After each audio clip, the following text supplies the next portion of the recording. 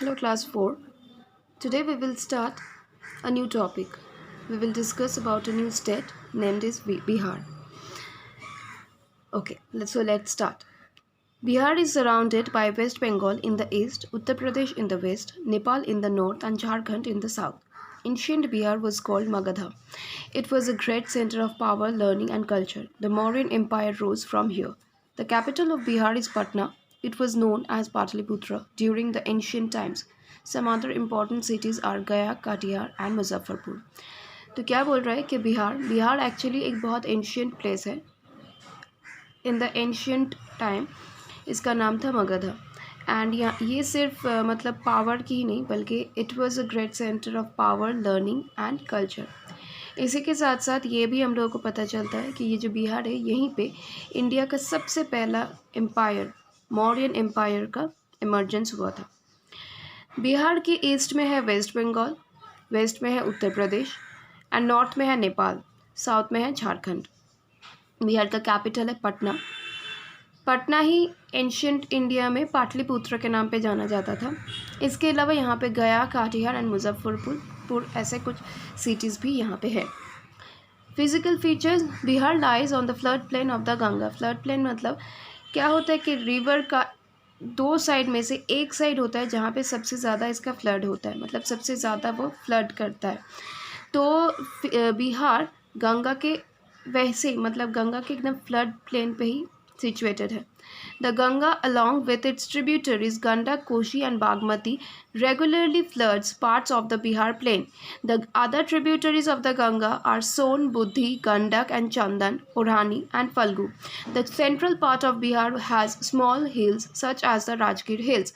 तो क्या बोल रहे हैं कि बिहार गंगा के फ्लड प्लेन पे सिचुएटेड है. यहाँ पे गंगा और उसके बहुत सारे ट्रिब्यूटरीज बहती है जैसे Gandak, Kosi, Bagmati. This are the main tributaries of Ganga. इसके अलावा यहाँ पे गंगा के और भी जो ट्रिब्यूटरीज है Son, Budhi, Gandak, Chandan, Orhani and Phalgu.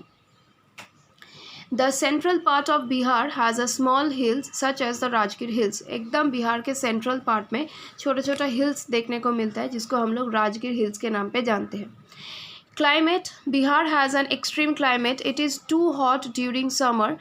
Average temperature रहता है 35 to 40 degree centigrade and quite cold in winter. Average temperature 4 to -10 degree centigrade. The average rainfall is 1200 millimeter. तो बिहार में extreme climate देखने को मिलता है बिकॉज ये सी से बहुत दूर में सिचुएटेड है, इसलिए यहाँ पे गर्मी में बहुत गर्मी होता है. टेम्परेचर 35 to 40 डिग्री सेंटीग्रेड रहता है. ठंड में विंटर में बहुत ठंड होता है. टेम्परेचर 4 डिग्री से -10 डिग्री तक पहुंचती है. एंड इसके साथ साथ इसका यहाँ के एवरेज रेनफॉल होता है 1200 millimetre. Natural vegetation and wildlife. A large area of the state is under forest cover. In the foothills, there are moist deciduous forests, shrubs, grasses, and reed.